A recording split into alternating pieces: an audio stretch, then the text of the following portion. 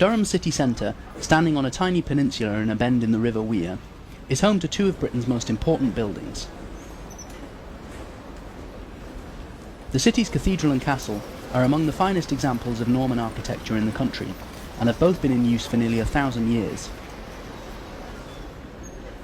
Now this UNESCO World Heritage Site has been relit with an LED lighting scheme using fittings from Philips and Urbis, designed to bring out the detail of the architecture and slash energy consumption. My name is Saif al-Rashidi and I'm the coordinator of the World Heritage Site here in Durham, which involves working with the cathedral and the university to preserve the site, interpret it and present it to its best advantage. And I think that this lighting scheme is probably one of the biggest projects that we've worked on in that respect, because the cathedral and castle are icons not only of the city but I would say of the northeast as a whole.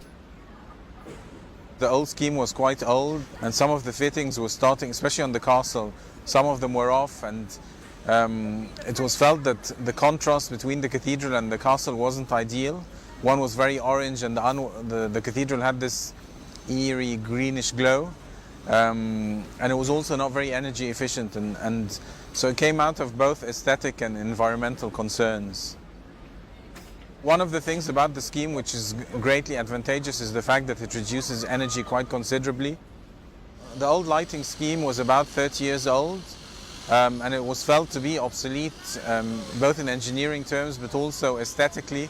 I mean, it wasn't particularly attractive. We felt that something more subtle would be more effective and more flattering to both buildings.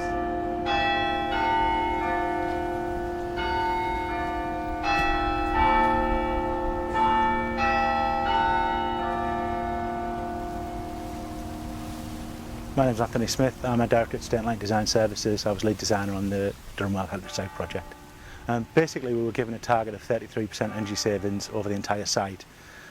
We've achieved virtually 78%, with a mix of reducing the overall consumption and also some switching and also some balancing of the fittings to try and reduce energy where we can, so we're not overlighting areas that didn't need it. Basically, we've got three colour temperatures on the whole scheme.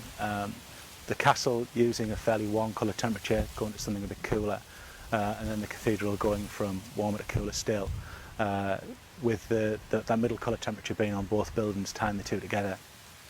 There was a bat survey undertaken on both buildings at the beginning, during the construction and at the end, to ensure we had no impact. There were two areas of the cathedral where we did the lighting, and one area of the castle where the lighting was removed altogether. One of the key areas on the cathedral is the rose window, which the lighting that specifically picks that out is delayed by 2 hours. One of the challenges with buildings like this is that it's not so easy for the engineers to just set up whenever they want, that you have to work around all sorts of things going on, archaeological concerns, and that was something which I think was done with great subtlety and sensitivity. One of the difficulties we had involved is effectively digging in a medieval graveyard. One of the issues when we were installing the fittings here was to do with the embankment that's just beside your feet there. We were warned that they have found remains in there before, and when we were exposing some of the ground to put the fittings in, we actually found a skeleton that had to be properly dealt with by the cathedral's archaeologist. We kind of had half an idea we might find something, and the way the project was phased, all of the digging work had to happen in the first few weeks. So even if we did find something that would hold us up, we knew it would affect the final end date. So effectively, they just moved on to another area while it was dealt with. The skeleton was reconsecrated within the cathedral itself.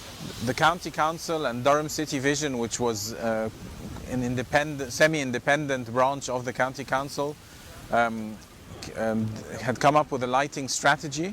And we actually launched the competition in collaboration with the Institution of Lighting Engineers, who publicized it for us and were also helpful in putting a brief together and in judging the entries. I think the advantage of a competition is that you get different ideas and different people and you give everyone a chance.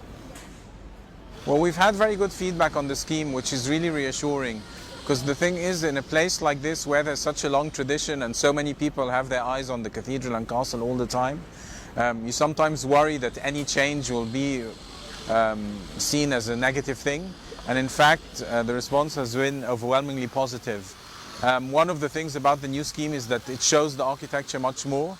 So you can see the details of the cathedral, the buttresses, the stone carving, and I would say for the castle as well, especially from the riverside.